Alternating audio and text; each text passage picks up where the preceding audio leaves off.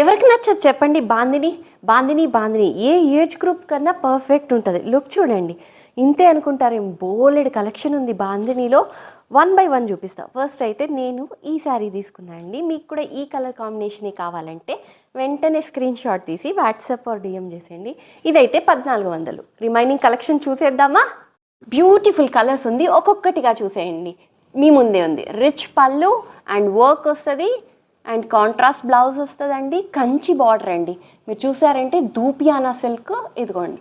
Okay, next చూసేద్దాం. Wow wow wow, next చూసారా అండి ఎంత రిచ్ లుక్.